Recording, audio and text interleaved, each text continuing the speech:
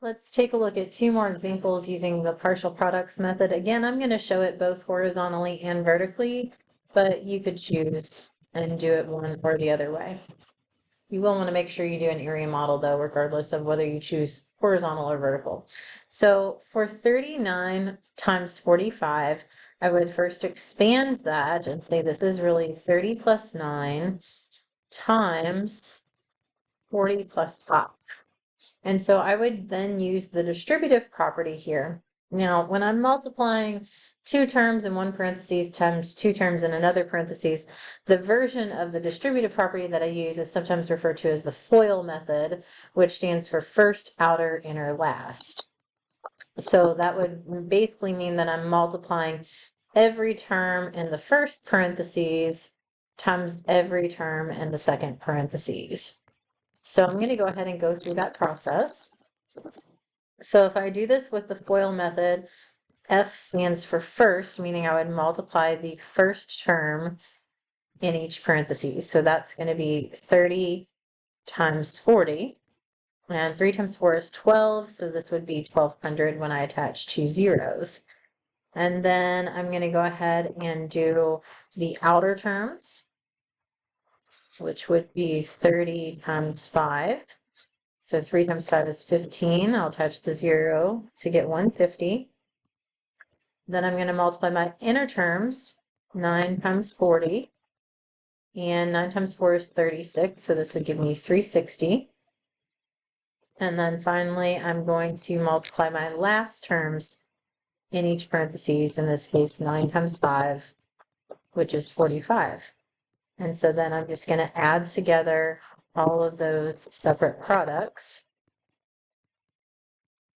And if you need to line them up vertically to add them, if that's helpful, you can certainly do that. That might be a little bit easier with any regrouping that needs to take place. So let's see, 6 plus 4 plus 5, that would be 15. Regroup my 1. It's going to end up being 7 and 1, so I'm getting 1,755 when I add that up. And then if I want to show this vertically, so 39 times 45, and it does not matter what order you list those two in. So I'm going to just start by multiplying. It doesn't really matter what order we do this in. I'm just going to kind of stick with starting with this ones place. So I'll start with a 5. So 5 times 9, if I did that part first, and you don't have to show this off to the side, but if it helps, you can do that. So 5 times 9 or 9 times 5 would be 45. And then I'm going to go ahead and do the 5 times 30 next.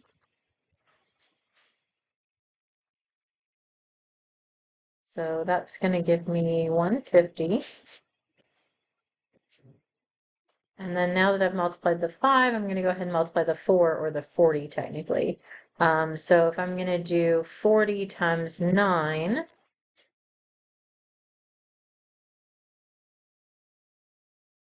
that's going to give me 360.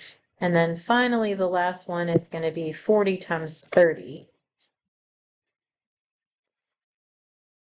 which will be the 12th. And then again, just like before, I would add these up vertically. And I'll get 1755. And then let me go ahead and do my area model for this problem.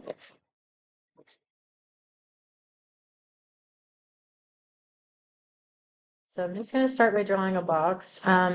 It doesn't really matter which side is which. However, if you draw one side of your rectangle to be longer than the other, make sure that's the bigger of the two numbers. So you can see on this one, it looks like my top and my bottom are a little bit longer than my left and right sides. So I'm going to let the bigger number, 45, be the top and the bottom. So I'm going to split that up into 40 plus 5, and I'm going to draw a divider there.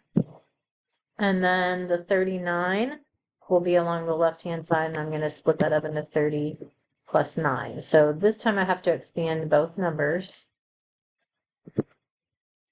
And then I'm going to go ahead and write what goes in each of these. So for the top left box, I can see that that width is 30, and that length is 40. So that's going to be 30 times 40, which of course would give me 1200. I don't necessarily need to write that. Or instead of writing 30 times 40, you could write 1200. It doesn't matter. Either way, you could write the answer or you could just write what you're multiplying. And then if I look at the top right box, that's going to be, looks like the height of that box is 30 and the width is 5. So I'm going to multiply 30 times 5. So that's going to give me 150. And then I'll move on to the bottom left, which is going to be the 9 times 40 or 360. And then finally, the smallest box, the bottom right, is going to be the 9 times 5, which is 45. And you can see here from the color coding, it's real easy to see which parts of my area model go with which parts of my problem, whether I did it horizontally or vertically. So then I'm going to move on here to my last example. I'm going to start with horizontally. 256, if I expand that, it's going to be 200 plus 50 plus 6. And then I'm going to multiply that by the expanded form of 14, which would be 10 plus 4.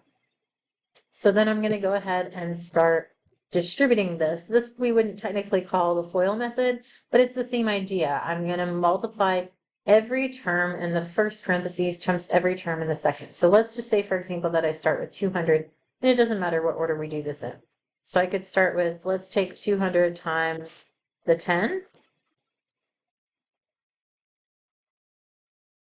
And so that's going to be 2,000.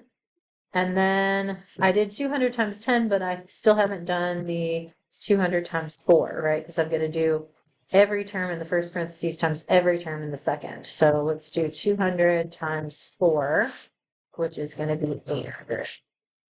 So I did 200 times everything. Then let's move on to, let's do the 50 next. So I could do 50 times everything in the second parentheses. So let's see, 50 times 10 would be 500. And then 50 times 4. So 5 times 4 is 20, so this would be 200. And then finally, I'm ready to move on to the 6. So 6 times 10 would be 60. And I'm running out of colors here, so hopefully this yellow shows up.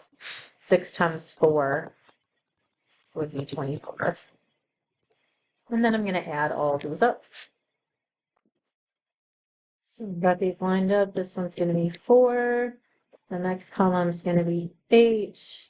The next column, 8 plus 5 plus 2 would be, I believe it's 15. Regroup my 1. So I'm getting 3,584. And then just so I can show it another way, I'll do this vertically as well. So the idea is the same. It doesn't matter which one I start with. I'm just going to start by taking what's in the ones place here times everything in that first number. So 4 times 6, 4 times 5, and 4 times 2. So 4 times 6 is going to give me 24. And then 4 times 5, technically the 5 is in the tens place though, so that's 4 times 50. So that's going to give me 200. So depending on what order you do this in, it might be different from what you've done on a previous part of the problem. 4 times 200 is going to give me 800.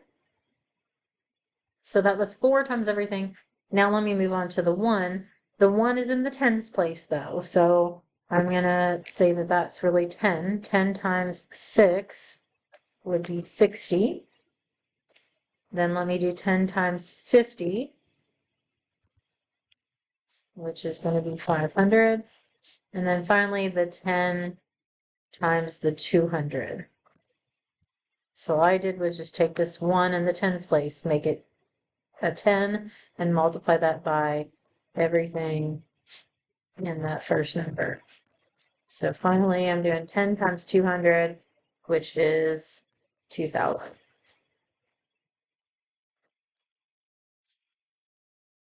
And then we add all that up and we should get the same thing, 3,584. And then our area model for this one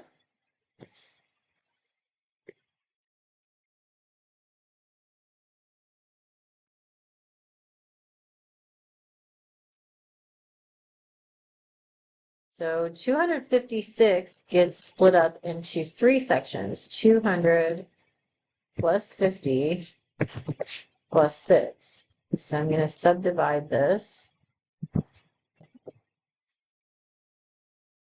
And then the 14 is going to get split up into 10 plus 4. It does not need to be perfectly to scale, although you do want your larger number again to be the longer side. So this has a height of 10 and a length or width of 200, so 10 times 200, or you could just write 2,000. And it doesn't matter what order we do these in. So like, for instance, if I just wanted to go ahead and go to the smallest one from here, I can see that the length and width there are 6 and 4. So I could write 24 or 4 times 6 there. So it doesn't matter, we can skip around and do these in any order. So for example, this would be 10 times 50.